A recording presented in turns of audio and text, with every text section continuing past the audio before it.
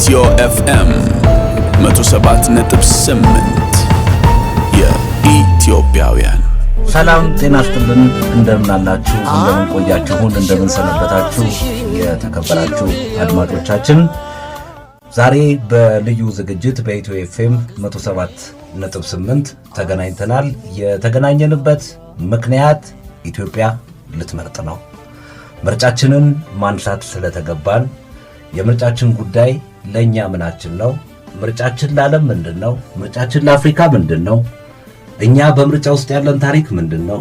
የዲሞክራሲ ፍልስፍናችን ከዲሞክራሲ እድገት አንፃር ምርጫ የሚጫወተው ሚና፣ የህዝብ ተሳትፎ ምን ማለት ነው? ወዘተ ወዘተ የሚሉ ሐሳቦችን አንስተን በስፋት መረጃዎችን ልንለዋወጥ እጅግ ያልተሰሙ ድንቅ የሆኑ ጨዋታዎችን ልንጫወት እንግዳ ይዤ መጥቻለሁ።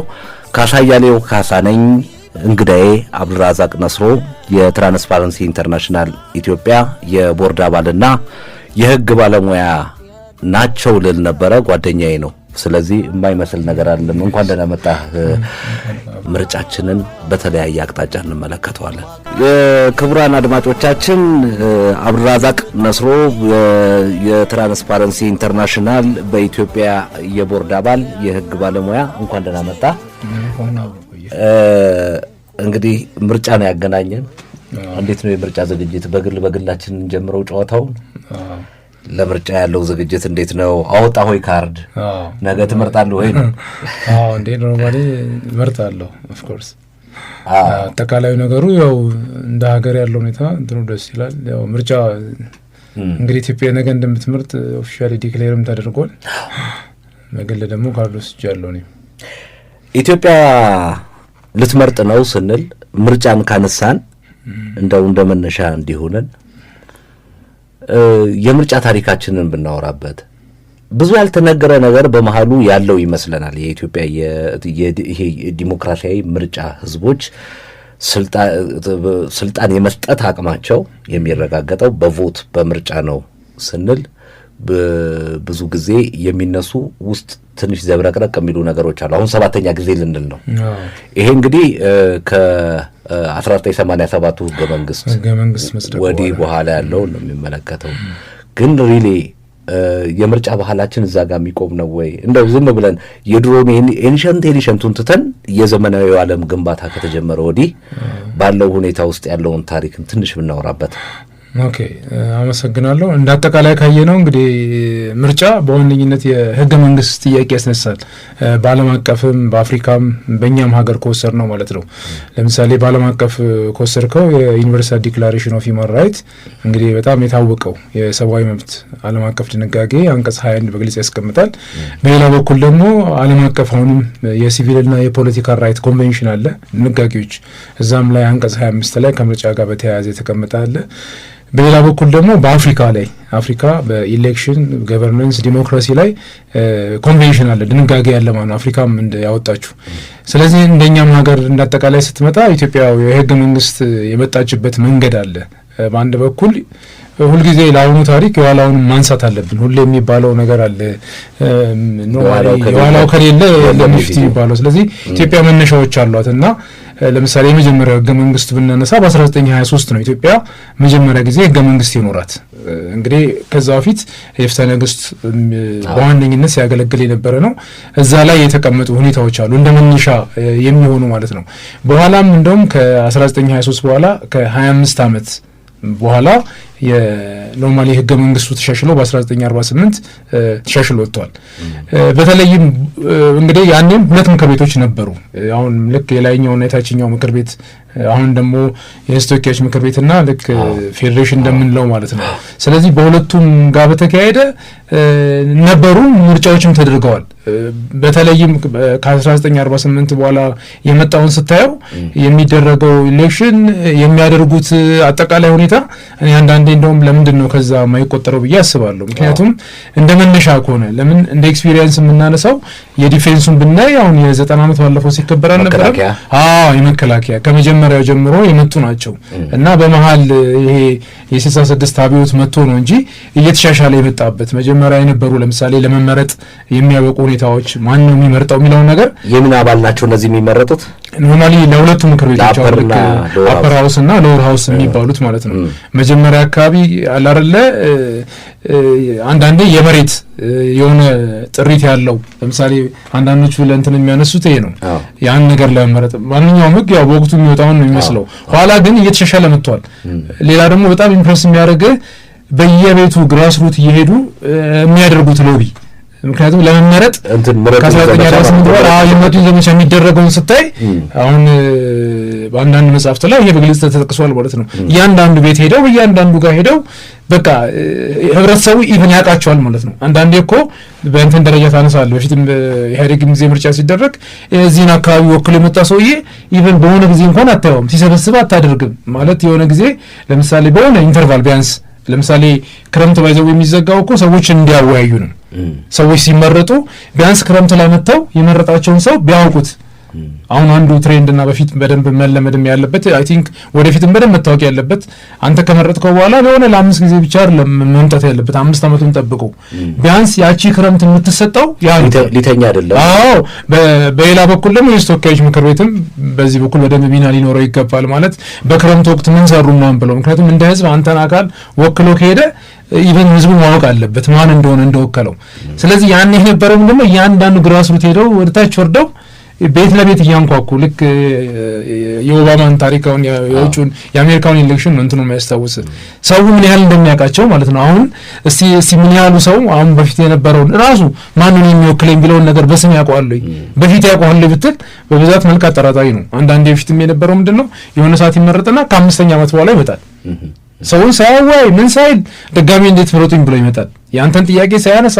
ስለዚህ አንዳንዴ ሳስበው ከዛ ቢቆጠር ብዬ አስባለሁ። እውነት ነው። ወደ 13 ይመጣል መሰለኝ እንደዛ ሲቆጥረው እኔ ይሄንን ነገር በጣም የሚያሳዝኑ ነገሮች አሉ። በነገር ላይ ታሪካችንን እየደፈጠጥን የምንሄደው እስከ መቼ ድረስ ነው? ይሄ ከአፍሪካ አንደኛ ነው የሚያደርገን በነገር ላይ ይሄ በምርጫ ጉዳይ።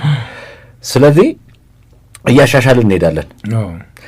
አሁን እዚህ ውስጥ ዛሬ እኛ የተከልነውን ዲሞክራሲ ተክላችሁ ካላሳያችሁን የሚሉ ዓለማት አሉ።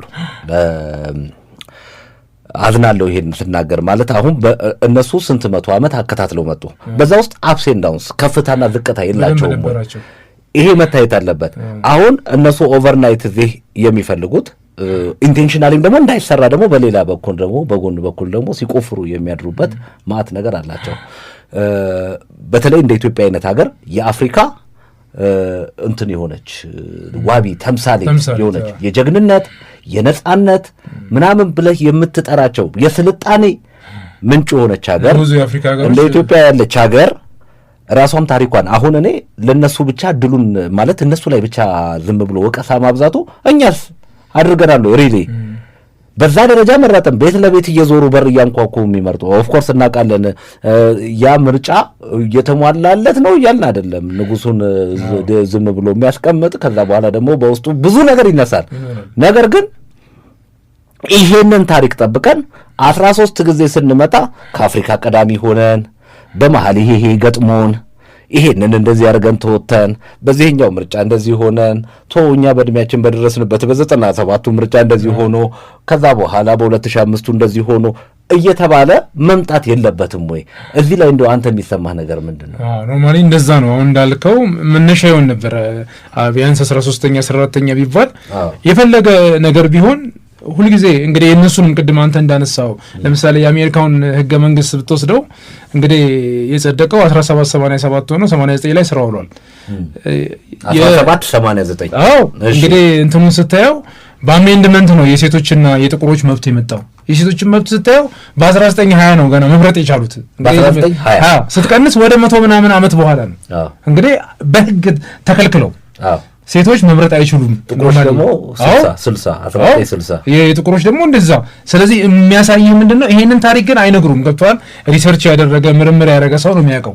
ግን እነሱ የመጡበት መንገድ እንግዲህ ሴቶች እስከሚመርጡ ይሄን ያን ጊዜ ወስዶባቸዋል። አዎ ብቻ ይነግሩሃል። አዎ ይሄን ያን ጊዜ ወስዶባቸዋል። እንግዲህ 1920 እና 1789 ሲቀንስ 100 ምናምን ዓመት በኋላ ነው ኢቭን ለመምረጥ ኢሊጂብል ለመሆን። የጥቁሮችም ጭራሽ አይደለም ፕሬዚዳንት ለመሆን ለመምረጥ ኢሊጂብል አይደለም ተብሎ ሪጀክት የተደረጉበት። ከዛ በሂደት ነው እነሱም ኋላ ቱ ዘ ኤክስቴንት ኦፍ እንግዲህ የፕሬዚዳንት ባራክ ኦባማ ስልጣን እስከ መግባት ይሄ የሚያሳይ ነገር በእነሱም ጋር ሂደት መሆኑን ነው። ይሄ ብቻም አይደለም። አሁን በተለምዶ የሚነገረው ከ2 ጊዜ በላይ ፕሬዚዳንት መሆን አይቻልም የሚባለው በ1951 የመጣ ነው በአሜሪካ ታሪክ በአሜንድመንት። እንግዲህ 1789 ህገ መንግስቱ ስራ ላይ ውሎ ለባለፉት ዓመታት ገደብ አልነበረውም። ይህንንም አሁን በደንብ ኦፊሻሊ የሚነገር አይደለም። ኋላ ግን ብዙ ጊዜ እኛ ጋር እኮ ተገድቧል። ግን መቼ ተገደበ ብለህ ስትል በ1951 ነው። 1951 ኖርማሊ ህገ መንግስቱ ከአሁን በኋላ ከ2 ጊዜ በላይ ፕሬዚዳንት መሆን አይቻልም የሚል ተብሎ በአሜንድመንት መጣ ማለት ነው። አይታል። መጀመሪያ ግን አልነበረም። በአሜሪካ ህገ መንግስት ውስጥ በመጀመሪያ ህገ መንግስት 1789 ላይ በጸደቀው አልነበረም። ስለዚህ ይሄንን በሂደት አዳብረው የመጡት ነው። ለዚህ ነው ብዙዎች ብዙ ጊዜ ምርጫ ኖርማሊ ፕሮሰስ ነው። ልክ በሆነ ይሄን ያሳይሃል። ምክንያቱም እንደዚህ ባይሆን ኖሮ በሆነ ጊዜ አሁን ላለው ነገር አይደረስም ነበር። አጠቃላይ ዲሞክራሲ ሂደት ነው። እሱ ሂደት ነው። በሂደት ውስጥ የሚገነባ ልክ እንደ ሰው ልጅ ድክ ብሎ በዳዴ እንትን ብሎ ተንገዳግዶ ቆሞ እያለ አድጎ የሚመጣ ነገር ነው። አሁን ትልቁ ችግር እዚህ ውስጥ ስትመጣ የሚያደናቀፉን ነገሮች አሉ። ውጫዊ፣ ውስጣዊ። ራሳችንን መፈተሽ አለብን። ወደ ውስጡ መለሳለሁ። ከውጩን ጀምር። ከውጩ ስንጀምር ዘግይተን ነው የዲሞክራሲውን ዓለም የተቀላቀል ነው። ምንም ጥርጥር የለውም ይሄ ነገር። ግን ይሄ ማለት አስተዳደር አልነበረንም ማለት አይደለም። ጥንት ስልጣኔ አልነበረንም ማለት አይደለም። በየራሱ የሚገለጡ ሌሎች ነገሮች ይኖሩታል። ያንንስ ታሪክ ጠብቀነዋል የሚለውን ወደ ውስጥ ስንመጣ የምናየው ሆኖ በፊትም አሁንም አንዱ ችግር የሚመስለኝ የማይገባኝ ነገር አሁን ለምሳሌ ምርጫ ልናደርግ ነው እና የሆኑ ጊዜዎችን ጠብቀህ በተለይ ደግሞ አሁን የጥሞና ጊዜ የሚባል አለ በህጉ ለነሱ የሚሰጥ ያን ጊዜ በተለየ ሁኔታ ተንጋግቶ የሆኑ ነገሮች ሲቀርቡ ትሰማለህ። ወቀሳ፣ ስድብ፣ እንትኑን በተመለከተ ዲሞክራሲ አፋኝ ዋቴቨር ይሄ በሚዲያዎች ይሰራል። ቅንጅት በሚመስል ደረጃ ነው አሁን በተከታታይ ያሉትን ስንመለከታቸው በመብት ተከራካሪዎች ናቸው በሚባሉት ተሰርቷል። አሁን ጊዜውን ነው እየጠየቅኩ ያለሁት። ሪፖርቱን በራሱ በሌላ መንገድ ልናየው እንችላለን። እነሱ ጋር በዚህ መንገድ የመጣ ዲሞክራሲ ያላቸው እኛ እየዳህን እየተጣጣርን ገና እየተነሳን ባለንበት ጊዜ ላይ ለምን አሁን ጥያቄ የሚሆንብኝ ይሄ ነው። ለምን ወደ ሐምሌ አልሆነም? ለምንስ ወደፊት ወደ ጥር አልነበረም ወደ የካቲት አልነበረም የሚለው ነገር ምን ያሳያል? ምን ይነግርሃል ነው። አሁን አንዳንድ ጊዜ እንግዲህ በፊትም ጀምሮ የሚነሳ ነው ማለት በጣም የሚገርም ነገር ይሄንን አሁን ለአንድ አሜሪካዊ ብታወራው እኔ በግሌ የሆነ ሰው ይጋውቻለሁ። ይሄንን ራሱ እንትን ማድረግ ማለት ፊቱ ሲቀያየር ነው ያየሁት። አሜሪካ እኮ እንደዚህ ነው የመጣችው እንደዚህ እኮ ታሪክ አላት ስትል ይሄንን ኢሜጅ መናገር የማይፈልጉም ጥቁሮች እኮ በእንደዚህ ጊዜ ነው ይሄ መብት የተሰጣቸው። እንግዲህ በህግ ከተከለከልኩ ምንም እንግዲህ አሁን በተለይም የአውሮፓ ነው በእንትን ደረጃ እንዴት አሁን ከአሜሪካው በብዙ መልኩ እንትን አድርጓል። ምክንያቱም አሁን ስታይ እስካሁን እንኳን ሴት ፕሬዚዳንት እንኳን በአሜሪካ ታሪክ አልመጣም። አሁን የጀርመኑ ስታይ አሁን የቻንስለሯን ስታይ ለ16 ዓመት ምናምን ነገር ሄዷል። በዚህ በኩል ስታይ በተለይም የአሜሪካ በብዙ መልኩ ከአውሮፓ እንደውም በጣም ወደ ኋላ የቀረ ነው የተጎተተ። ምክንያቱም ለ16 ዓመት 80 ምናምን ሚሊዮን ህዝብ ሁለተኛ ምናምን የአውሮፓ ኢኮኖሚ የሆነች ሴት መርጣለች በእንትን ደረጃ። ግን እስከ ቅርብ ጊዜ ድረስ ሲባል የነበረው አሜሪካ ለሴት ፕሬዚዳንት አልተዘጋጀችም ብለው እስከሚጽፉ ድረስ አንዳንዶቹ ኖርማሊ የሂላሪ መሸነፍ በቅርብ ጊዜም ውድድር ተካሂዶ ስለዚህ የሚያሳየው ነገር እንደ አንድ እንትን አለ። ይሄንን ነገር ግን አይነግሩም። ብዙ ጊዜ ግሎሪፋይ የሚያደርጉት ማሳየት የሚፈልጉት ያው ከፍ ያሉበትን ታሪክ ነው። ያው ልክ በዓለም ላይ አውትሻይን የሚያደርጉበትን። በሌላ በኩል ደግሞ አሁን ያልከው ነገር አንዱም ክሪቲካል ነው ማለት በፊት ለምን አልተደረገም? እኔም በቅርብ ሳይ ነበር። አሁን ዘ ኢኮኖሚስት ማውጥቷል፣ የአልጀዚራን ሳይ ነበር፣ ቢቢሲ ሳይ ነበር። አጠቃላይ ያለው ነው የሆነ ዘመቻ አሁን እንዳልከው ኦርጋናይዝድ በሆነ መልክ ይመስላል ምክንያቱም እንደ አጠቃላይ ስታየው አሁን በሰሞኑ በዚህ 5-6 ቀን እንኳን ትልልቅ ዘገባ እየሰሩ እንትን ሲያደርጉት ያለ ማለት የሆነ በተቀናጀ መልክ ይመስላል ማለት እንትኑን በተለያየ መልክ የማድረግ ግን ሳይመንቲኒየስሊ የነሱንም አብረው አሜሪካም እኮ በዚህ ነው ያለፈችው ብለው ቢሉ እኔ አንድ በኩል ፌር ይሆናል። እኛም እኮ በዚህ መንገድ ነው እዚህ ጋር የደረስነው። ትናንትና ኢቭን እኮ ነጭና ጥቁር እኮ ኢቭን መጋባት በወንጀል የተቀመጠበት ሀገር ነው። ገብተዋል እንደ ስቴት ገብተዋል። ኢንተርናሽናል ሜሬጅን እንደ ክራይም አንድ ጥቁር ነጭ እንዲያገባ ነጭ እንግዲህ እንትኑን ስታየው ምን ያህል ሬቪስት እንደነበረ ማለት ነው። በሌላ በኩል ደግሞ የኦባማን ሲመረጥ ታስታውሳለህ የነበረውን አጠቃላይ ሁኔታ ማለት ነው። ስለዚህ አንተ የሚያነሳው በጣም ክሪቲካል ነጥብ ነው ማለት በፊትም በነበረው ጊዜ በሌላ ሀገር ይነሳል። ይሄ ማለት በምርጫ ላይ የሆነ ጊዜ ሲመጣ ከውጭም ከሀገር ውስጥም በተለያየ መልኩ የሆነ ኦርጋናይዝድ የሆነ በብዙ መልኩ የታሪካዊ ጠላት የምትለውም በተለያየ መልኩ የኢትዮጵያን ኢንተረስት ጋር ያለውም የውጭም ኃይል በብዙ መልኩ ኦርጋናይዝድ በመሆን እና ይሄንን የማጠልሸት ልክ አለ አይደለም ወይም ደግሞ የሟርት ፖለቲካ የሚሉትን ነገር በብዛት ነገር ታያለህ። ለምን ቀድሞ አልተደረገም? ምክንያቱም ለምሳሌ ይሄ ወሬ ከተነገረ ቆይቷል። ዘንድሮ ምርጫ እንደሚደረግ ቀኑ ተገልጾ ፕሮግራም ወጥቶ እና አሁን ዘላስት እንግዲህ በጣም በተቀናጀ በሚመስል መልኩ በውጭ ሚዲያዎች ይሄ ነገር ሲደረግ ይታያል። እና አንዳንዴ ስታየው በቃ ማለት የእነሱንም በአንድ በኩል እኔ አሁን ሳይመንቲኒየስ ቢሆን ምንም ነገር አይመስለኝም። ምክንያቱም እነሱ የሚሄዱበትን መንገድ እኩል አስቀምጠው በዚህ መንገድ ነው ዛሬ የደረስ ነው። ምክንያቱም ኢቭን የቅርብ ጊዜ አታየውም የፕሬዚዳንት ትራምፕ ሲሸነፍ የነበረ ሁኔታ ምክር ቤት ውስጥ ድረስ ገብተው ጣራ ላይ ወጥተው እንግዲህ ያንን ይኸው እንግዲህ አሁን ይሄ ሁሉ በ17 ምናምን እንግዲህ የጀመረ ሀገር የገጠመውን ቻሌንጅ ነው የምታየው።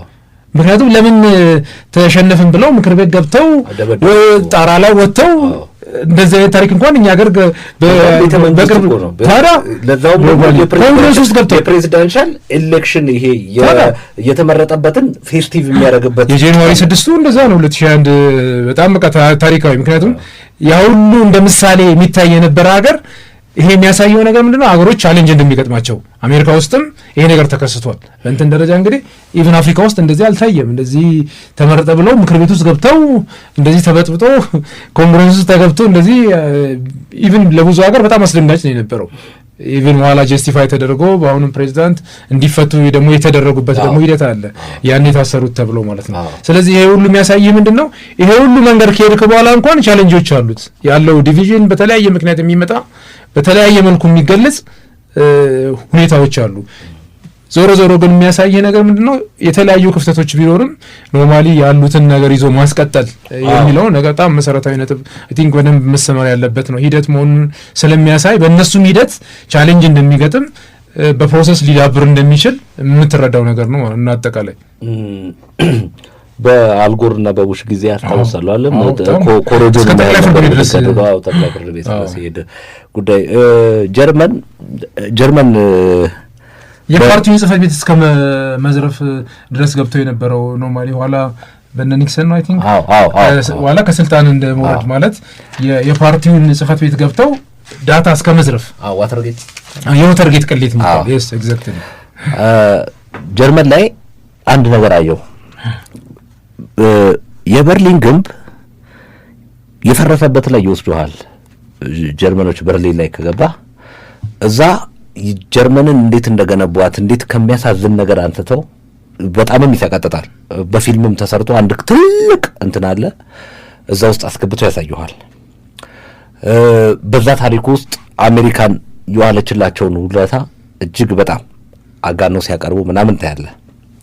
አዘዜም ታይም እንግዲህ ታሪክ ከሆነ እዛ የጀርመን ግንብ ከፈረሰበት ጥቂት ተሻግሮ በምስራቅ ጀርመን በኩል ኢስት ጀርመን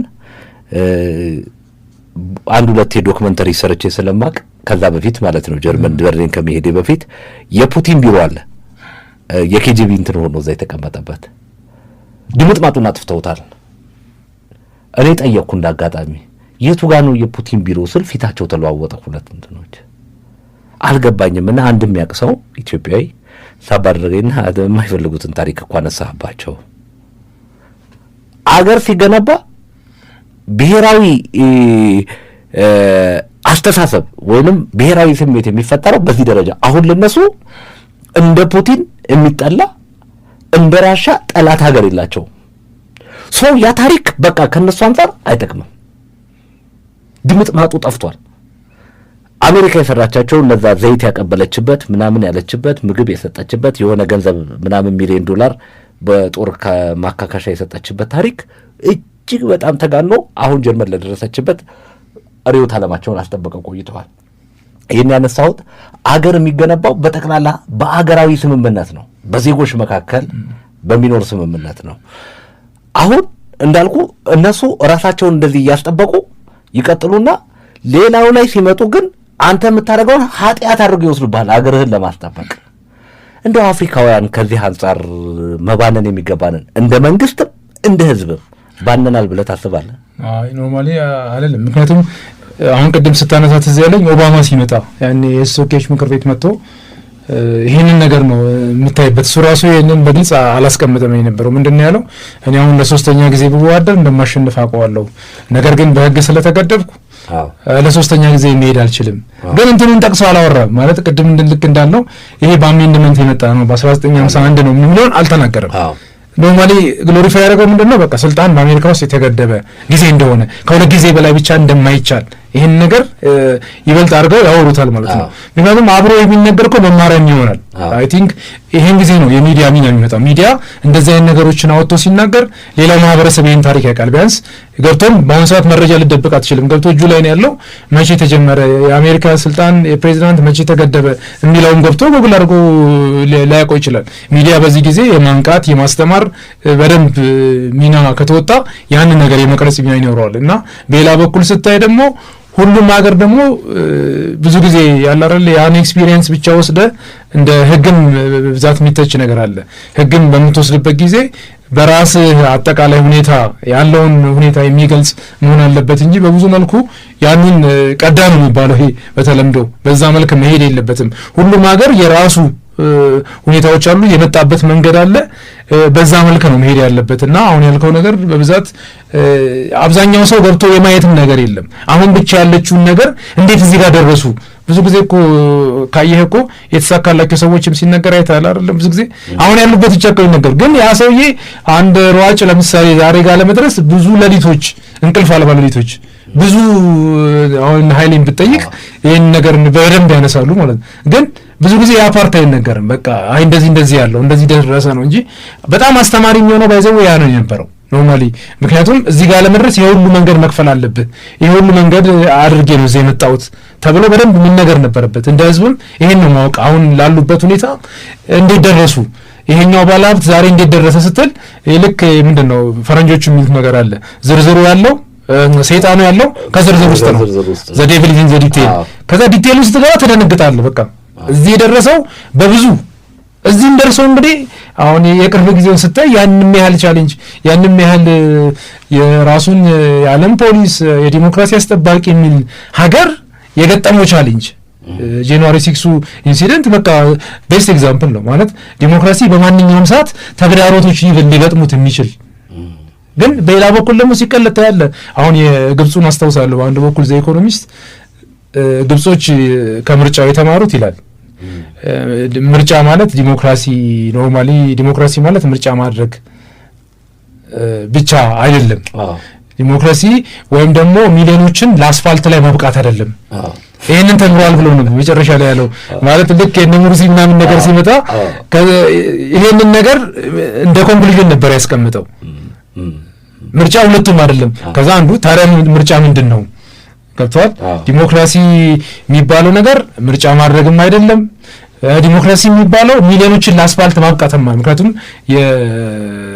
እንትኑን ታስታውሳለህ የታህሪር አደባባይ ብዙ ሚሊዮን ሰዎች ወጡ። ከዛ በኋላ ምን መጣ? እንትኑ ቶታሊ እኮ ተቀለበሰ። በቃ ያ ሁሉ ሰዎች እዛው እያደሩ ለስንት ቀን ታህሪር አደባባይ ምናምን ተደርጎ ኖርማሊ የነበረው እኮ ኋላ ሃይጃክ ሆነ። አጠቃላይ ስታየው የግብፁ እኮ ቶታሊ ተገልብጧል። ያንን ማይቶ ነው ያሉት የነበረው። ግን ምንድነው ይሄንን ነገር መጠየቅ እንደ ህዝብ ማለት ልክ ዛሬ የሆነ ሰው እዚህ ጋር እንዴት ደረሰ? ይሄ ልክ ታሪክ ላይ ሁሌ እንደሚነሳው ነገር አለ። ታሪክ ካየው ቀኑ ይነገራል፣ ማን ተጣላ ይነገራል። ምንድነው ብዙ ጊዜ የማይነገረው? ከዛ ታሪክ ምን እንማራለን? አይነገርም። ግን በጣም ጠቃሚ እኮ እሱ እኮ ነው። ለምሳሌ እንትና እንደዚህ ቦታ የሚባል ተጣሉ ወይም ደግሞ የአድዋ እንደዚህ ተደረገ። እሺ ከዚህ ምንድን ነው የምንማረው? ከቷል ከማይጨው በኋላ ምን ተማረን? ልክ አሁን በአድዋና በማይጨው መካከል 40 ዓመታት አለ አይደል? ይሄ ሌሰን የሚለው ነገር አይነገርም። እንደ ታሪክም ካየኸው እንትና በዚህ ቦታ ላይ ተጣሉ እንደዚህ። ግን በጣም ኢምፖርታንቱ ምንድን ነው ከዚህ ጦርነት እኛ ከመጣንበት መንገድ ምንድን ነው የምንማረው? አሁን ለምሳሌ ስታየው በብዙ መንገድ ይሄን ቢሰራ ሁለተኛ፣ ሶስተኛ፣ አራተኛ እንኳን አትገባም። አንድ አይነት ችግር ውስጥ አዙሪት በሚመስል መልኩ እዛ ውስጥ ኢንቮልቭ ታደርጋለህ። ይሄ ነገር ቢደረግ ለምሳሌ እንደ ታሪክ የሚያስታውሰው እኔ አሁን ይሄ ጦርነት ምናምን የኢትዮጵያን ታሪክ ስንማር ማለት ፍሬሽማን ከዛ ቀኑን ጽፈን ደብተር ያልጨረስኩትም ይሄ ሁሉ ጦርነት ያደረገ ሀገር እንዴት እንደ ሀገር ቀጠለ ብያልኩኝ ለራሴ እንደ ማለት ያኔ እኛ ኢንትሮዳክሽን ቱ ሂስትሪ ነው የሚሰጠ የነበረው። ምክንያቱም ዘባትል ኦፍ እንደዚህ ከዛ ጻፈና የግድ ማጥናት አለብን እንደዚህ። ግን ወዲያውኑ ስናወራ የነበረው እስቲ ይሄን ያህል ጦርነት ያደረገ ሀገር እንዴት እንደዚህ ይሄ ነገር በደንብ እኮ ምን ነገር አለበት ከዚህ ጦርነት ይሄን እናተናል ይሄን መማር አለብን ድጋሚ መደገም የለበትም የሚል ነገር።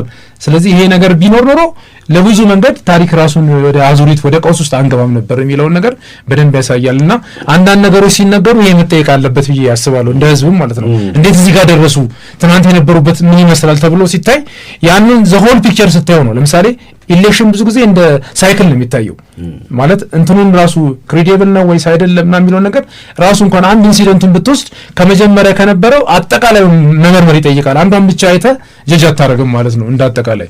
ስለዚህ ዞሮ ይሄኛው ነገር በደንብ እንደ ህዝብ መጠየቅ አለበት። እንትኑ ብቻ ነው የሚነገረው ልክ እንደ ተሳካለት ሰው ገብቷል። ያቺኛውን ግን ማንም ሰው ለምሳሌ ለሊት 8 ሰዓት ተነስተ መሮጥ ለሊት ከእንቅልፍ ተነስተ ይሄንን ነገር አይነገርም።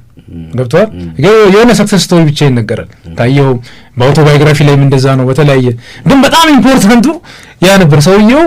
ምክንያቱም ያ ሰውዬ በሚያደርገው ጥረት ውስጥ ለምሳሌ የዲሞክራሲ ስርዓትን በመገንባት በሚያደርገው ነገር ያ ነገር ቢነገር ምንድን ነው ይሄ በቃ አንድ የሚታለፍ ነገር ነው የሚያጋጥም ነገር ነው ተብሎ በደንብ ኢንተርቴይን ይደረጋል። የሆነ ጥሩ ነገር ተመርጦ ብቻ ነው ለሚዲያ የሚቀርበው። አይ ቲንክ ይሄ ትልቁ ቻሌንጅ ይመስለኛል። አሪፍ ጨዋታ ነው በነገር ላይ በጣም አመሰግናለሁ አብዱ። ምን አለ መሰለህ አሁን እንግዲህ አየነውና እነሱን ብቻ ወቀስን። አዎ ተንኮለኞች ናቸው ምንም ጥርጥር የለውም። በተለይ ደግሞ በኢትዮጵያ ላይ ኢትዮጵያ በአፍሪካም ውስጥ ያላት ቦታ ከፍ ያለ ስለሆነ አልገዛ ስላለች ዋቴቨር ብለን ልንጠራ እንችላለን። ማስ ነገር ልናነሳ እንችላለን። በነዛ ምክንያቶች መቼም ቢሆን አይናቸው ሳይቀላብን አያልፍም። ጥሩ ነገር ባገኘን ቁጥር ሳይቀላባቸው አያልፍም። ይሁን እኛስ ነው አሁን ወደኛ ስናመጣው መቼ ነው አሁን የኢትዮጵያ ፖለቲካ ማለት እነሱ ይሄን ያህል 100 ዓመት ስለፈጀባቸው እኛም ቁጭ ብለን 100 ዓመት ጀምሮ እነሱ እኮ ይሄን ያህል ፈጅቶባቸዋል እያልን መኖር የለብን መባነን አለብን። የ21ኛው ክፍለ ዘመን ህዝቦች በ21ኛው ክፍለ ዘመን ውስጥ የምንኖር ትምህርት የተስፋፋበት ዕውቀት ሰማይ ጥግ የደረሰበት ስልጣኔ ቴክኖሎጂ የላቀበት ዘመን ላይ ደርሰናል። በዚህ ውስጥ ሰው ተግባብቶ ይኖራል፣ አንድ አይነት አስተሳሰብ ይዞ ይኖራል ማለት አይቻልም። የትም ሀገር ኖሮ አያውቅም። በእኛም ሀገር ይኖራል ተብሎ አይታሰብም። ነገር ግን የአስተሳሰብ የአመለካከት ልዩነቶች ተከባብረው ክርክር ሐሳብ ሰውና ሰው ሳይደባደብ ሐሳብ ለሐሳብ ተደባድቦ ሐሳብ ለሐሳብ ጠመንጃ ተማዞ ሰው የማይሞትበት ማለት ነው የፖለቲካ እንትን እንደው እስከ መቼስ ነው በቃ አሁን እንዲህ ያልን የምንወጡ የሆነ ቪሸስ ሰርክል ውስጥ እየቆየን አንዱ ነፍጥ ሲያነሳ አንዱ ነፍጥ ሲጥል ከሚል እነሱም እኮ መግቢያ ቀዳዳ ስላገኙ ነው የሚመጡብን አይደለ? ስለዚህ ከዚህ አንጻር እንደው ምንድነው የሚታይ የኛን ማህበረሰብ ዜጋ እያንዳንዳችን ምንድነው የሚጠበቅብን? ሐሳቦችን ይዞ መታገልን የምንለምደው በሐሳብ መናጨትን የምንለምድበት መስመር እንደው የሆነ እንትን ውስጥ ሰብረን የምንወጣው እንዴት ነው? አዎ ይሄ በጣም መሰረታዊ ጥያቄ ነው። ልክ ነው እንዳልከው ብዙ ጊዜ ምንድነው ይባላል ኢቭን የውጭ ጉዳይ ራሱ ከቤት ይጀምራል። አዎ ፎሬን አፌርስ ከቤት ነው የሚጀምረው ተብሎ ነው የሚነገረው። ስለዚህ የውስጥ ያሉ ነገሮች ሁልጊዜ ለውጭ ኤክስፖዝ ያደርጋል። ሁልጊዜ የውጭ ጠላት በዋነኝነት አስጊ የሚሆነው እኮ የዶሜስቲኩ አጠቃላይ ሁኔታ በስርዓት ማኔጅ ካልተደረገ ነው። ይሄ ትክክል ነው። በሌላ በኩል ደግሞ አሁን ለምሳሌ ዲሞክራሲ ስርዓት እንደ አጠቃላይ ስታየው ልክ ነው። ድሮ የነበረውን ብቻ ያንን እየጠቀስክ መሄድ የለብህም። ይህን ነገር የዲሞክራሲያዊ ስርዓት በዋነኝነት ምን ይፈልጋል ብትል ዲያሎግ የማድረግ የመደማመጥ፣ በልዩነት የማውራት ይህን ነገር ይፈልጋል ሁልጊዜ። አሁን እንደ ትልቅ ትሬት እንደውም ቅድም ስናወራ ነበርና የፕሮፌሰር ዶናልድ ሌቪን ኢትዮጵያ ያመከነቻቸው ሚስ ያደረገቻቸው ኦፖርቹኒቲዎች ብለው አንደኛ እንደ ምክንያት ለዲሞክራሲ ለውጥ ያላደረገችበት ምክንያት ይህንን ነው። አንደኛ ምክንያት የሚያነሱት ይሄ የመነጋገር የመደማመጥ፣ በልዩነት ቢኖርም እንኳን ያን ቁጭ ብሎ የማውራት ባህል አለመኖሩ ኢትዮጵያን በተደጋጋሚ አንድ አይነት አዙሪት ውስጥ እንድትገባ እንዳደረጋት። ቁጭ ብሎ ተነጋግሮ የማውራት ነገር አልነበረም። በብዙ መልኩ ስታይ እኮ በኢህአዴግ ጊዜ በአንዳንድ መልኩ ምን ነበረው ከተቃዋሚዎች ጋር አብረህ እኮ መቀመጥ እኮ እንደ ትልቅ ነው የሚያስገመግም ተደመደማለ ከሌላ ሻይ አብረህ ብለሃል ምናምን ተብለህ የምትደረግበት። አሁን አንዳንዴ ሰዎች የተለያየ መልክ ሊሰጡት ይችላሉ። እኔ በምንም መልኩ ሌላ ፓርቲ የሆነ ሰው አብሮ መስራት እንደ ትልቅ ክሬዲት ነው የምሰጠው። ምክንያቱም ፓርቲዎች የተለያዩ ሆነው ለምሳሌ አይተናል አይደለም? አሁን በእኛም ሀገር ውስጥ ሰው የተለያየ እንትን ኢሜጅ የተለያየ ስም ሊሰጥ ይችላል። ግን የነበርንበትን ሁኔታ ደግሞ በደንብ ማወቅ አለብን። ምክንያቱም አንድ ላይ አብሮ ተብሎ ተቀመጥክ ተብሎ የሚያስገመግም ሆኖ አሁን አብረህ ህግ እስከ ማውጣት ከሄደ ለዚህ ትልቅ ነገር ነው ብዬ የማስበው። ምክንያቱም አብረህ ተቀምጠ በሚኒስትሮች ምክር ቤት የጋራ ህግ ስታወጣ ስትወያይ፣ ይሄ አንድ ስቴፕ ነው። ይሄ ነገር ማደግ መዳበር ቁጥሩ መጨመር ነው ያለበት። ማለት በቃ እንትኑ ቢሆን ጥሩ ባህል ነው። ይሄንን ነገር አሁን ምንድነው ትልቁ ችግር እንዳጠቃላይ ብትልኝ የዜሮ ድምር ነው። አሁን የ97 ምርጫ እንደ ኢትዮጵያ ምርጫ እንግዲህ በብዙ መልኩ የሚደነቅ ነው የነበረው። ምክንያቱም ዝም ብለህ ስታስበው ኦልሞስት እኮ መንግስት ወደ 170 ምናምን ወንበር አኖ ሰጥቷል።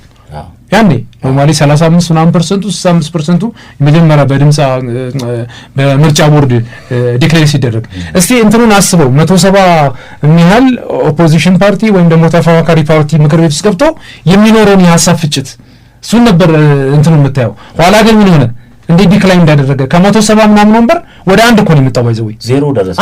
አንድ ከዛ በኋላ ነው 2002 ላይ እኮ አንድ 2007 የነ ግርማ ሰይፉ ኖርማሊ 2007 ዜሮ።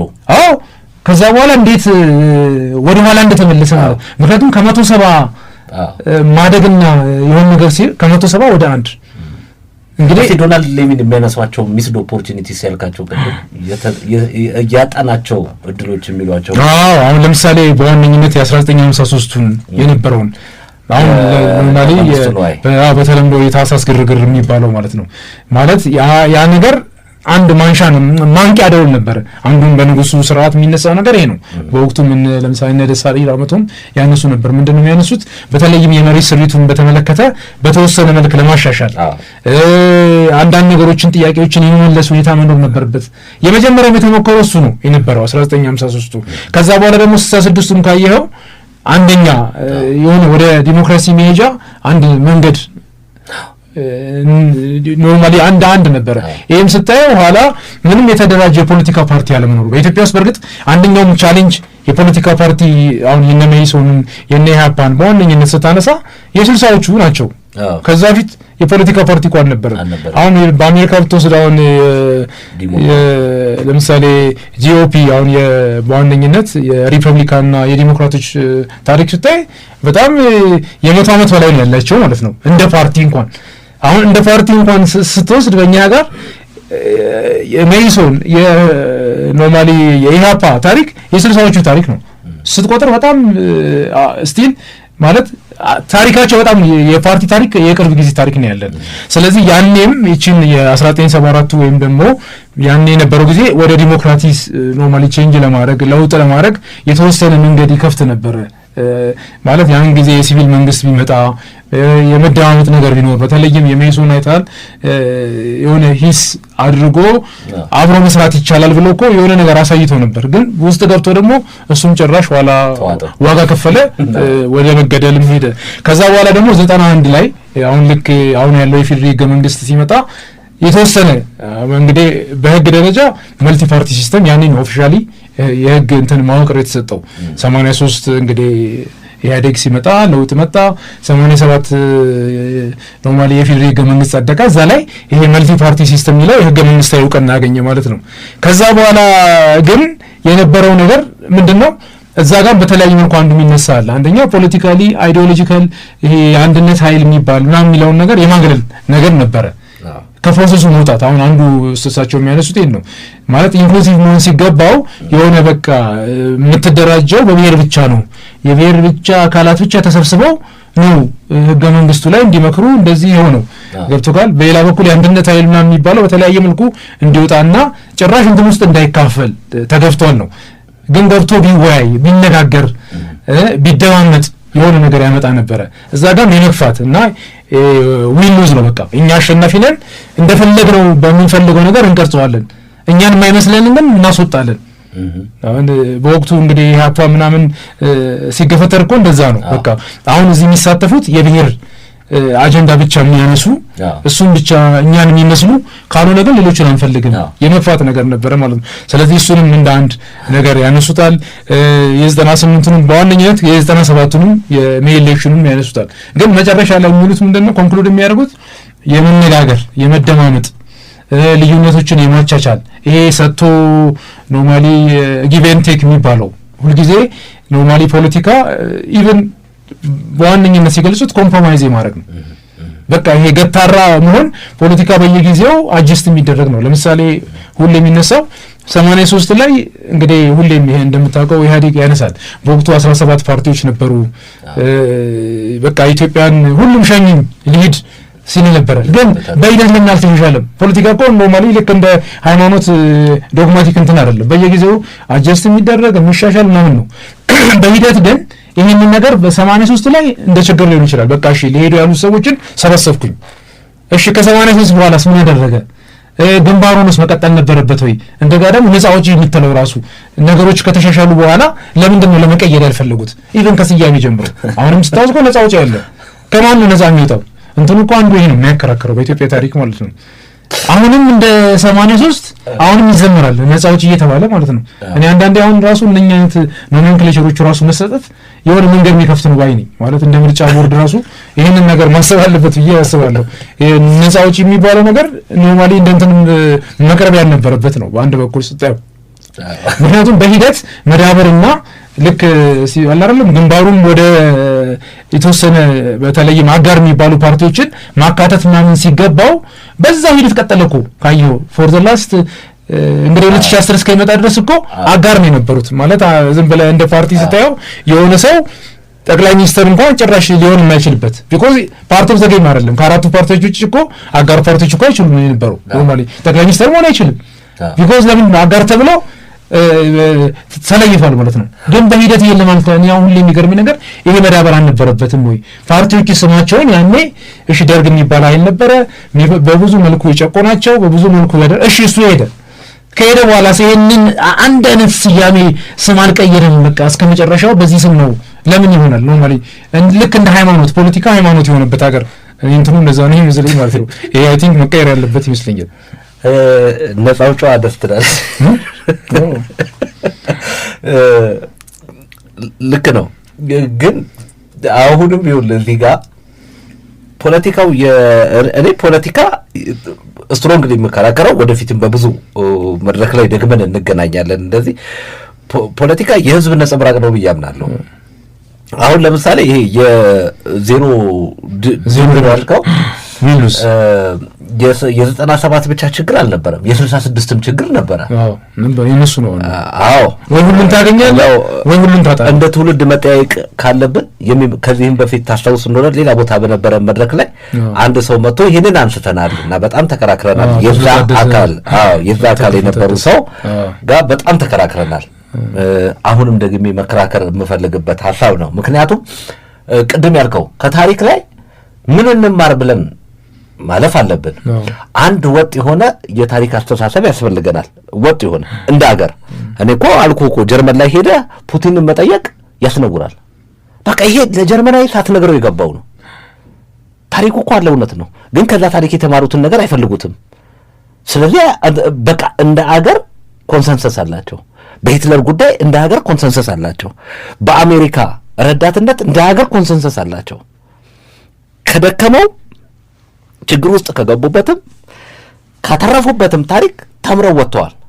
ተምረው ወጥተው አንድ አይነት የሆነ አስተሳሰብ መግባባት ቀርጸዋል። ጀርመን ውስጥ ምርጫ የሚደረገው ከዚህ በታች በሆነ መንገድ ነው። መንግስት አሁን እኛ ሀገር ይሄ ነገር አይታይህም ወይ? ድብልቅልቅ ያለ ነገር ያለ ይመስለኛል። ለሀገር ስትሰራም ካድሬ ከተባልክ አሁን ክሊር የሆነ ነገር አለን ወይ? በአገራዊ ጉዳይ ላይ አገር ያስፈልገናል። እኔም አንተም ኢትዮጵያዊ ነን። ከኢትዮጵያ ውጭ መድረሻም የለንም። ስለዚህ ኢትዮጵያ መኖር አለባት ለብዙዎቻችን፣ ለ130 ሚሊዮን ኢትዮጵያውያን። ጥቂት ፖለቲከኞች አሉ የሚመሩን፣ እነሱን መምረጥ የ130 ሚሊዮኑ ከዛ ውስጥ የመምረጥ እድሜ ላይ የደረሰው አሁን ለምሳሌ በዚህ ምርጫ 54 ነጥብ የሆነ ሚሊዮን ህዝብ አለ። ይሄ ህዝብ ቮት አድርጎ ይሰጣል። ያ የሚመጣው መንግስት መደገፍ መብት ነው፣ መቃወምም መብት ነው። አሰራሩን እንደ ሚዲያ ደግሞ ከመደገፍና ከመቃወም ወጥተህ አሰራሩን ከህዝባዊ ጥቅም አንጻር መመልከት፣ ከህዝባዊ ጥቅም አንጻር መተቸት፣ ከህዝባዊ ጥቅም አንጻር እያየህ ህዝባዊ ጥቅም ማለት ሀገራዊ ጥቅም ማለት ነው በሌላ ማነጋገር። ነገር ግን ሁል ጊዜ ስለ ሀገርህ ለማውራት የግድ የመንግስት ካድሬ መሆን አለብህ። ምንድን ነው እዚህ ጋር ያለው ያልገባን ነገር ያልጠራ ነገር ያለ ስለሚመስለኝ ነው። ሁለቱ እየታከከ ነው ድብልቅልቅ የሚልብን ያለው ነገር። ልክ ነህ። አሁን ብዙ ጊዜ እንደው የሚባል ነገር አለ ማለት አንተ ስለ መስኮቱ ስለ በሩ የምታወራው ቤቱ መኖር አለበት። ለምሳሌ አሁን በሌላ ሀገር ይባላል የቋንቋ የሃይማኖት የብሔር ጥያቄ አይፈታም። ይሄ ሁሉ የሚነገር ነገር ነው። ብዙ ሰው ግን የሚያስተውለው ለምሳሌ ስለ መስኮቱ ስለ በሩ የምታወራው ይሄ ቤት መኖር አለበት። ቤቱ ፈርሶ መስኮቱ በሩም ልትል አትችልም። አሁን ለዛም ነው ማለት ትልቁ ጠለላ ሀገር የሚባለው ነገር መኖር አለበት። ምን እንዲመለስ የምትለው የብሔር ጥያቄ የምትለው የሃይማኖት የቋንቋ የባህል ይሄ በደንብ ሁሉም ሰው በደንብ ማወቅ ያለበት ነው። ይሄ በሌለበት ሁኔታ የለም በአንድ ደረጃ። በሌላ በኩል ደግሞ አንዱ በደንብ መታወቅ ያለበት እንደውም አንድ ወቅት የሚነሳ አለ ማለት ሀገር አልባነት ወይም ደግሞ ኖርማሊ ይሄ የሆነ ኬዎስ ስርዓት አልበኝነት ቢነክስ ማንም የሚጎዳው በዋነኝነት ስርዓት አልበኝነት የሆነ ማንም ሰው የሚያተርፈው ነገር የለም። ብዙ ጊዜ አሁን አንዳንዴ በተለያየ መልክ የሚቀሰቀሰው ያን ነው። እኔ አሁን ሁሌ ማስታውሰው ያቺ ከግንቦት መንግስቱ ከሄደባት 13 እስከ 20 እኔ በልጆኝ አስታውሳለሁ። ትምህርት ቤት ተኪዶ ወንበር ምናምን ሰው ተሸክሞ ምናምን ሲሄድ ኋላ መልሱ ሲባል ሰዎች ሲመልሱ የነበረው ትምህርት ቤት፣ ሆስፒታል፣ ክሊኒክ ተዘርፏል።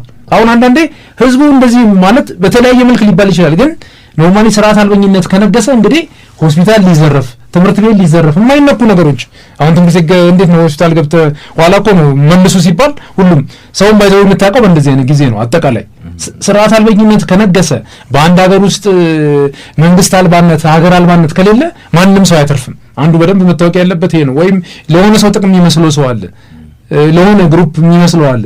ግን ይሄ ቤቱ ከሌለ እንዳልኩ ማንም አያተርፍም። ምክንያቱም አንዱ ጠላት ይሆናል። ወደ ልክ ወደ ሎቭ ዘ ጀንግል ጉልበት ያለው ሌላውን ትንሹን ያስገበረ ቶታሊ ፌል ያደርጋል ማለት ነው።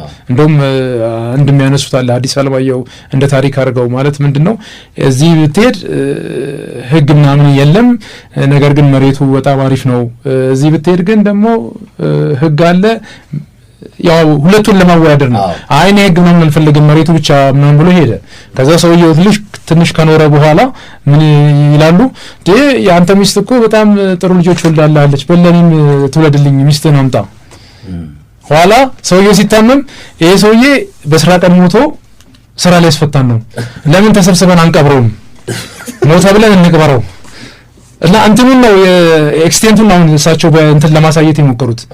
እንግዲህ ያልሞተውን ሰው ተስማምተው እዛው ሊቀብሩት የሚመጣው ነገር ማለት በቃ ስቴትለስ የሚባለው ነገር ወርስ ሴናሪዮ ነው። አንዳንዴ ነገሮችን ከዚህ አንፃር በደንብ ማየት ያስፈልጋል። ማለት ከበጣም መጥፎ ይሻላል።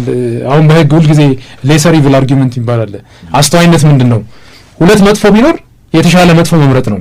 ኖርማሊ ያሉ ነገሮች አሉ፣ ግን ይሄኛው ወዴት ነው የሚያመራው? ብዙ ጊዜ አሁን አንዳንዴ የተለያዩ ነገሮች ሲደረግ ከዛ በኋላ ተብሎ አይታሰብም። ካየኸው እንደዚህ ቢደረግ ይባልና ሰው ከዛ በኋላ ያለውን ኃላፊነት መውሰድ አይፈልግም። በብዙ መልኩ እንደ ሀገርም እንደ አጠቃላይ ካየኸው ነው የሆነ ነገር ፕሪች ይደረግና ከዛ በኋላ የሚመጣው ነገር ግን የሆነ እኔ ያተርፋለሁ ወይ ያዩ ሰዎችም እሱን ያዩ ሰዎች ቀድመው እሱን ራይ እንደ ራይ ያዩ ሰዎች ስጋታቸውን ሲገልጹ እንደ የሚወገዙበት የሆነ እንደ መንጋ የሆነ እንትን ውስጥ ተገብቶ ውሳኔ የሚያዝባቸው ነገር አለ። አገር ለመቀጠል አገር ልትታይህ ይገባል። በቃ ሌላ ምንም እኮ አያስፈልግም። ኢትዮጵያ ታስፈልጋለች። በዛ ውስጥ የሚመጣ ፓርቲ አለ፣ የሚመጣ መንግስት አለ፣ የሚመጣ ፖለቲከኛ አለ። ይመላለስባት የት ሄዳለህ አይደል ያለው አልጎር እኮ በጣም በተጨባጭ እኮ ያሸነፈው ምርጫ ነው ቡሽ የጠቀለለው። መጨረሻ ላይ እንትን ላይ የሰጠው ጠቅላይ ፍርድ ቤቱ ላይ የሰጠው ቃል እኮ የት ሄዳለሁ በቃ ትልቁ ቦታ መጣው፣ ፍትህ አጥቻለሁ፣ ከፍትህ አካላት ፍትህ እንዳጣሁ ይገባኛል፣ ከዚህ በላይ ግን መሄድ የለኝም፣ እንኳን ደስ አለ። ቢያንስ ባሉት ዲሞክራሲ ተቋማት ያንን ማመን ትታገላለህ፣ ለቀጣይ ትግል ትነሳለህ፣ የሆነ ነገር አሻሽለህ ነው የምትሄደው። ቅድም እንዳልከው 97 ላይ በነበረው ሁኔታ ከዜሮ ድምር ወጥተን ሁሉም አካል ከዜሮ ድምር ወጥቶ በነበረው ሁኔታ ቢቀጥል በቀጣዩ ከ171 አንድ ይወርድ ነበረ። በጣም አየህ ምን ወደ ኋላ መመለሱን ነው የሚያሳየው።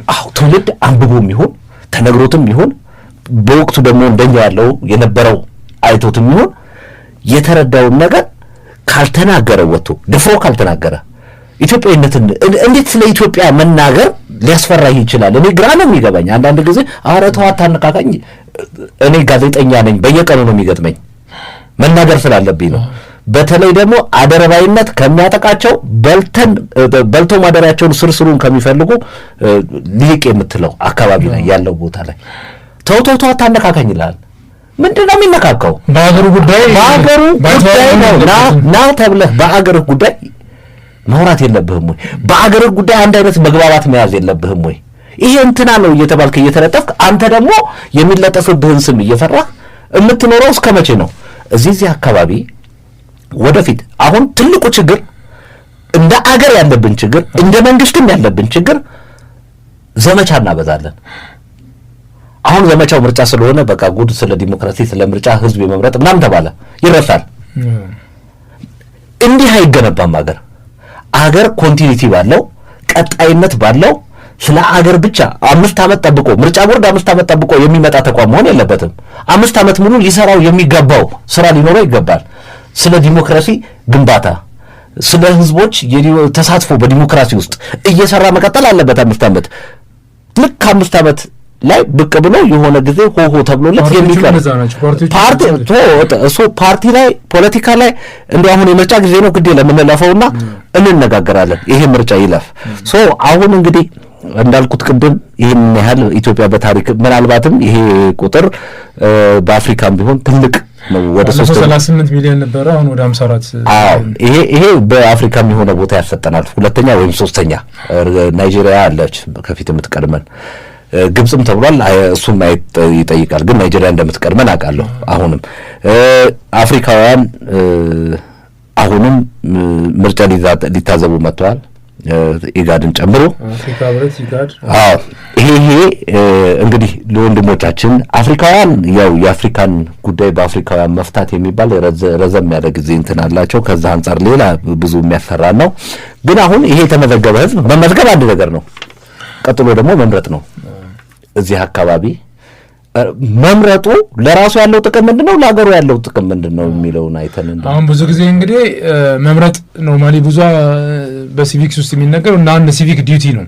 በቃ የአንድ ሀገር ዜጋ የአንዱ መገለጫ ልክ እንደ መብትና እንደ ግዴታዎች የሚዘረዘሩ አለ አይደለ? በህገ መንግስት ለምሳሌ እኛ ጋር ህገ መንግስታችን አንቀጽ 38 ቅድም እንዳልነው ዓለም አቀፍ ዩኒቨርሳል ዲክላሬሽን ኦፍ ሂውማን ራይት በአፍሪካም ኢሌክሽንን በተመለከተ የሚያስቀምጠው አለ።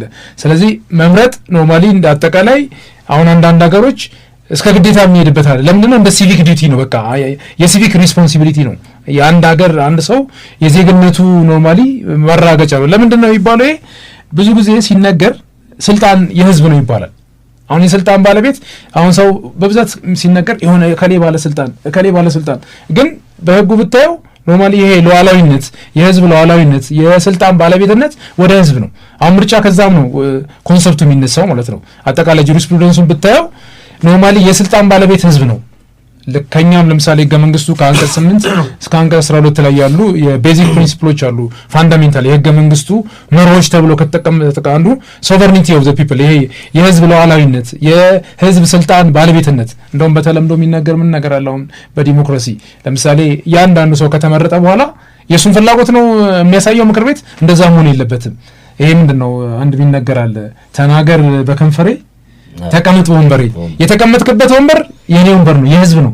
ከተመረጥክ በኋላ የህዝቡን ድምጽ ነው የምታሰማው፣ ያንተን ፍላጎት አይደለም። ህዝቡ በዋነኝነት የሚፈልገውን ያልተሰራለትን አጠቃላዩን የሆነ ኮሚኒኬሽን ፈጥረ ያንን ሪፍሌክት ማድረግ አለብን። ስታወራም ኖርማሊ የህዝቡን አጠቃላይ ፍላጎት ነው። አንዳንዴ የኛ ፍላጎት የሆነ ነገር ልንፈልግ እንችላለን የራሳችን፣ ህዝቡ ግን በዋነኝነት ምን ይፈልጋል? ለምሳሌ ህገ መንግስት አሁን ዝም ብለህ ስታስቀማቸው 3 መሰረታዊ መርሆች አሉ ለማሳካት። አንደኛ ሰላምን ማረጋገጥ፣ ዋስትና ያለው ዲሞክራሲ፣ ልማት። እነኚህ 3 አሁን ልማት፣ ዲሞክራሲ፣ ሰላም 3ቱ የህገ መንግስት አሁን እንደ ፒላር ናቸው። ማለት የመጨረሻ ሄዶ እነኚህን ማምጣት ማለት እነኚህን ማረጋገጥ ነው። ቅድም እንዳልከው ግን እንደ ሀገር ያልተሰሩ ነገሮች አሉ። ለምሳሌ ያኔ ነው ናሽናል ዲያሎግ የሚመጣው። ለምሳሌ ናሽናል ዲያሎጉ በዋነኝነት ያስፈልገው እንደ ሀገር ያልተፈቱ መሰረታዊ ነገር ላይ ልዩነት ያለበት ነው። እዚህ ሀገር እኮ በአመት ይለያያል። የትም ሀገር ብታየው እኮ ኢትዮጵያ ስንት አመት አላት? ያኛው 100 ይላል፣ ያኛው 3000 ይላል፣ አንደኛው ደግሞ 5000 ይላል። እንደ ሀገር እንደ ታሪክ በስም በሚለው ጭራሽ። ስለዚህ ይሄን ያህል አንዳንዴ ዝም ብለህ ስታስበው በጣም ፒላር በሚባሉ ነገሮች ላይ ተለያይተን እንዴት እንደ ሀገር ቀጠልን ትላለህ። ማለት የሆነ ያለውን ልዩነት ስታይ ለምሳሌ በባንዲራ ጉዳይ አሁን ሁልጊዜ የዓመት በዓል ሲመጣ ወይም የሆነ ዝግጅት ሲደረግ እንዴት አጀንዳ እንደሚሆን ማለት ነው ስታይ። ስለዚህ እነኚህ ነገሮች አሁን አንዱ ሆፕ የምናደርገው ይሄ በተለይም ናሽናል ዲያሎግ ይሄንን ነገር በኢትዮጵያ ውስጥ ያሉ በጣም መሰረታዊ ለምሳሌ የመሬት ጥያቄ ቀላል ችግር አይደለም። ኖርማሊ በባለፈው ውይይት አይተሃል። ግማሹ አይ በቃ መሬት የግል ነው መሆን ያለበት ለገበሬው መስጠት አለበት ባለቤትነት፣ ሌላው ደግሞ በመንግስት።